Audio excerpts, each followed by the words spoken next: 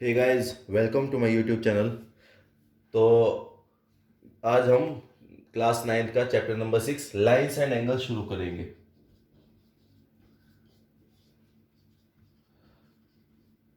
उप्स, जी। तो इसको आज हम शुरू करेंगे। इसके बेसिकली हम देखेंगे कौन कौन से एंगल्स होते हैं, क्या क्या जरूरी इंपॉर्टेंट टर्म्स है जो हमें इस चैप्टर में आगे यूज़ करनी होंगी, उनके बारे में आज हम पढ़ेंगे और फिर कल हम इसको आगे लेकर चलेंगे। तो शुरू करते हैं सबसे पहले कोलिनियर पॉइंट से।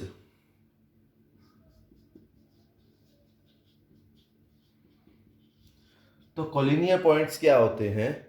कोई भी थ्री या थ्री से ज़्यादा पॉइंट्स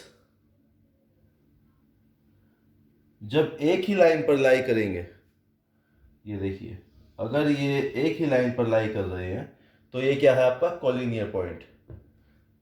और अगर ये कुछ इस तरह होंगे, ये इस तरह से, तो ये एक लाइन पर नहीं लाई कर रहे। ये देखिए, ये अगर एक लाइन है तो ये वाला जो है बाहर है, ये देखिए ये बाहर है, तो ये collinear point lines collinear point नहीं है। ये आपका फिर हो जाता है नॉन कोलिनियर पॉइंट।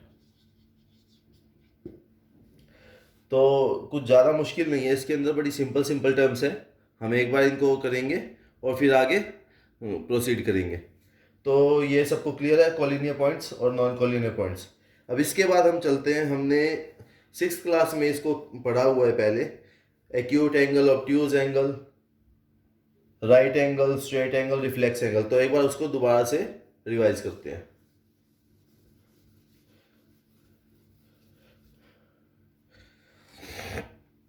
सबसे पहले लेके चलते हैं एक्यूट एंगल। ये एंगल का साइन है। तो कोई भी एंगल जिसका सम जो भी एंगल 90 डिग्री से कम होगा, यानी कि अगर ये मेरा एंगल बना हुआ है तो हमें पता है 90 डिग्री कितना होता है। 90 डिग्री हमारा ये होता है, ये 90 डिग्री होता है हमारा। तो कोई भी एंगल जो 90 डिग्री से कम होगा, इस साइड कम होता है, इधर ज़्यादा होता है, तो इस साइड पर जो भी एंगल होगा उसको हम क्या कहेंगे? एक्यूट एंगल, यानी कि लेस देन 90 डिग्री। ये हमारा होता है एक्यूट एंगल। और अगर हम ऑब्ट्यूज एंगल करते हैं तो ऑब्ट्यूज एंगल हो गया हमारा 90 डिग्री से ज़्यादा, कुछ इस तरह से। ये हमारा 90 डिग्री है और ऑब्ट्यूज एंगल हमारा ये हो गया, इतना हिस्सा। ये हो जाता है हमारा 90 डिग्री से ग्रेटर। तो बड़ी छोटी छोटी और सिंपल सिंपल टर्म्स है, बड़ी छोटी वीडियो में आज काफ़ी कुछ हो जाएगा। अब इसके बाद हम चलते हैं राइट एंगल। राइट एंगल कौन सा है? जो इक्वल टू 90 डिग्री है। और इक्वल टू 90 डिग्री यानी कि ये वाला एंगल, ये जो है हमारा राइट एंगल हो जाता है। तो ये तीनों क्लियर है। अब इसके बाद चलते हैं स्ट्रेट एंगल। स्ट्रेट एंगल कौन सा होता है? जब दो राइट एंगल्स मिल जाते हैं, यानी कि कुछ इस तरह से, और ये अगर राइट एंगल है, ये 90 डिग्री है, ये भी 90 डिग्री है, और ये पूरा कितना हो गया? 180 डिग्री। तो ये क्या बन जाता है? आपका स्ट्रेट एंगल। ये पूरा एंगल जो है ये स्ट्रेट एंगल है। और इसके बाद एक लास्ट बचता है इसके अंदर, वो कौन सा है? Reflex angle. तो रिफ्लेक्स एंगल के लिए मैं आपको बता दूं, जो हमारा टोटल एंगल होता है एक्चुअली, मैं इसको इरेज कर दूं ज़रा। टोटल एंगल कितना होता है? मेजरमेंट 360 डिग्री होता है। और वो कैसे होता है? जब एक पूरा सर्कल होता है, पूरे एक सर्कल का जो एंगल होता है वो होता है 360 डिग्री। तो रिफ्लेक्स एंगल कौन सा होगा? जो भी एंगल 180 डिग्री से बड़ा होगा और 360 डिग्री से छोटा। तो वो किस केस में होगा? देखिए 360 डिग्री है, ये ऊपर आपका 180 डिग्री है, लेकिन अगर मैंने यहाँ से ये एंगल बना दिया, ये एंगल, ये वाला एंगल, ऊपर ऊपर वाला, तो ये आपका हो गया रिफ्लेक्स एंगल हो गया। और ध्यान रखिएगा ये क्या होता है, 180 डिग्री से बड़ा लेकिन 360 डिग्री से छोटा, ये होता है। तो यहां तक सबको क्लियर है, इसको हम x मान लेते हैं, तो ये x है यहाँ पर। ये हमारे एंगल्स क्लियर हो गए हैं। अब इसके बाद हम देखते हैं कुछ टर्म्स जो हमारी आगे यूज होंगी इस चैप्टर के अंदर। अब तक तो कुछ ज़्यादा खास नहीं था, अब आएगा, जैसे एडजेसेंट एंगल्स। तो एडजेसेंट एंगल कौन से होते हैं, जो साथ में हो लाई करते हैं। जैसे मैं आपको एक एग्जांपल देता हूं ताकि आप समझो उसको।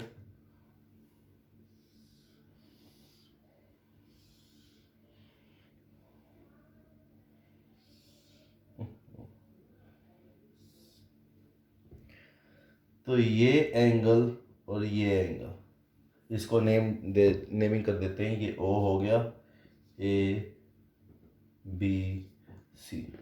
तो हमारा एडजेसेंट एंगल कौन सा होगा, ये ए ओ बी, ये एक्स और ये वाई। तो हमारा जो एक्स और वाई है ये क्या है, हमारा एडजेसेंट एंगल। इक्वल टू क्यों रखा मैंने दिखा दिया है, दोनों इक्वल दिए हुए हैं। और जरूरी नहीं है ये इक्वल हो, ये अलग अलग भी हो सकते हैं, लेकिन जो टर्म यूज की गई है वो इसलिए क्योंकि दोनों के बीच में एक इंटरसेक्शन लगा हुआ है, दोनों का ही एक इंटरसेक्शन है, इसीलिए ये एडजेसेंट एंगल है। तो आगे चलते हैं। अब बारी आती है वर्टिकली ऑपोजिट एंगल्स की। वर्टिकली ऑपोजिट एंगल्स, तो ये कौन सा होता है। सपोज कीजिए ये एक फिगर है और इसकी नेमिंग कर दी हमने, ये ओ है, ए बी सी डी। तो यहाँ पर ये एंगल और ये एंगल ये वर्टिकली अपोजिट हो गए, और ये एंगल और ये एंगल ये भी वर्टिकली अपोजिट है। यहाँ पर ये एंगल इसके इक्वल होगा, ये एंगल हमेशा इसके इक्वल होगा। तो वर्टिकली अपोजिट एंगल्स जो होते हैं वो हमेशा इक्वल होते हैं। ये आपका वर्टिकली अपोजिट था। अगर मैं नेमिंग करता हूँ इनकी, तो इसको हमने x, इसको y मान लिया, और ये मान लिया हमने m और n। तो हमारा x जो है y के इक्वल है और m जो है n के इक्वल है। क्यों? Because this both are vertically opposite angles. अब इसके बाद हम चलते हैं पेयर ऑफ एंगल्स पर। तो हमने दोस्तों अभी स्ट्रेट लाइन वाला एंगल पढ़ा था, स्ट्रेट एंगल। स्ट्रेट एंगल तो 180 डिग्री होता है, लेकिन एक चीज जो हमें जाननी चाहिए, ये सपोज कीजिए ये है, तो ये जो एंगल है ये प्लस ये दोनों का ही सम हमेशा 180 डिग्री होगा। अब इसकी जरा नेमिंग कर देते हैं, ओ ए बी सी, और इसको हम मान लेते हैं x और इसको मान लेते हैं y। तो x plus y equal to 180 degree ही होगा हमेशा, चाहे ये 90 डिग्री का एंगल हो चाहे ना, क्योंकि एक स्ट्रेट लाइन का जो एंगल होता है वो होता है 180 डिग्री। इस वजह से ये हमारा, इसको हम क्या कहते हैं, लीनियर पेयर। और ये नाम किस लिए है, क्योंकि ये लीनियर यानी एक लाइन के ऊपर एंगल आ रही है, इसलिए इनका नाम क्या है, लीनियर पेयर। तो इसके बाद आगे बढ़ते हैं।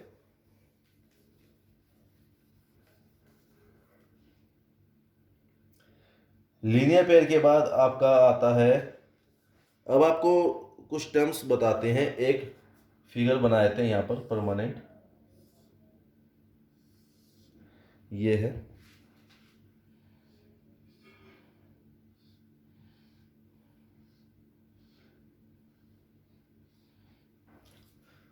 ये पैरेलल लाइन है L और M।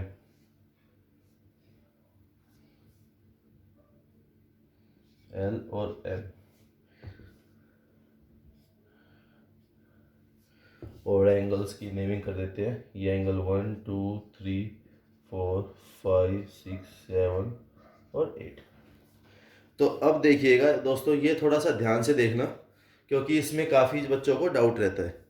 तो सबसे पहले हमारा एंगल आता है, लीनियर पेयर हम कर चुके हैं, वर्टिकली अपोजिट हम कर चुके हैं, तो उन्हीं को हम देखते हैं कौन कौन से हैं। लीनियर पेयर किस किस का बन रहा है यहाँ पर, और वर्टिकली अपोजिट किस किस का बन रहा है।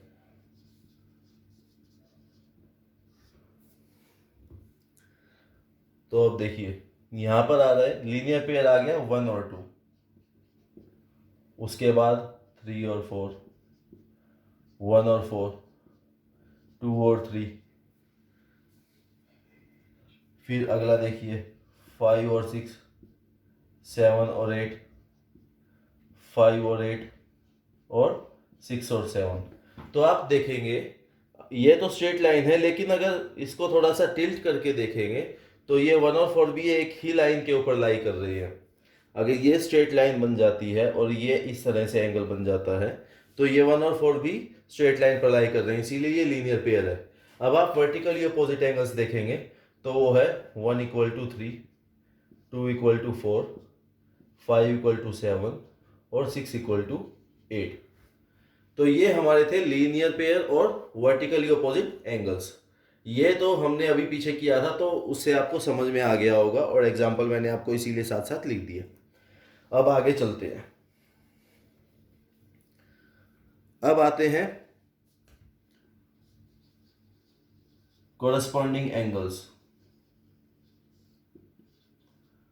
तो दोस्तों कोरस्पॉन्डिंग एंगल्स कौन से होते हैं, वो ये हैं जब एक ही साइड पर जब एंगल होते हैं उनको कहते हैं कोरस्पॉन्डिंग एंगल। अगर दो पैरेलल लाइंस है, एक ट्रांसवर्सल है, ये आपकी है ट्रांसवर्सल टी, तो अगर जब दो पैरेलल लाइंस को एक ट्रांसवर्सल इंटरसेक्ट करती है तो उस पे जो एंगल इक्वल होते हैं उनमें हम देखते हैं एंगल 1 इक्वल टू एंगल 5, यानी कि एक ही साइड पर है ये और ऊपर की साइड है, देखिए ये भी लाइन के ऊपर है, ये भी लाइन के ऊपर, इसीलिए 1 इक्वल टू 5।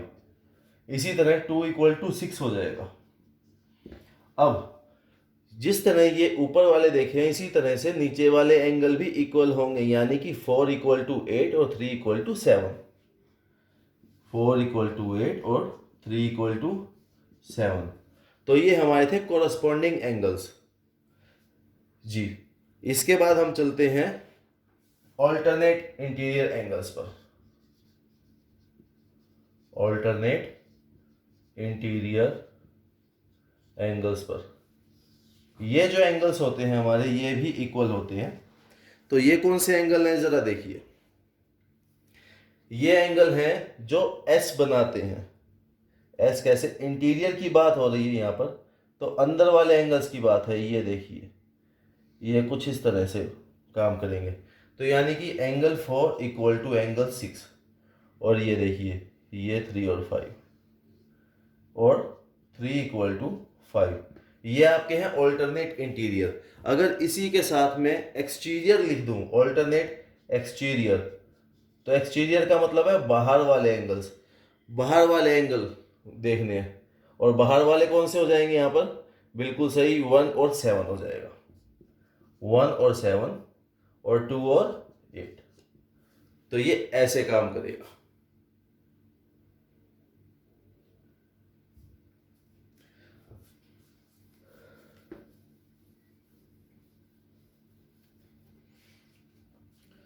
तो ये कुछ इंपॉर्टेंट टर्म्स थी जो इस चैप्टर के अंदर हमें काफ़ी यूज़ होनी थी, और इसमें कोई डाउट हो तो मुझसे ज़रूर पूछिएगा। ये आगे जब हम चैप्टर करेंगे उसके अंदर बहुत ज़्यादा काम आएंगी।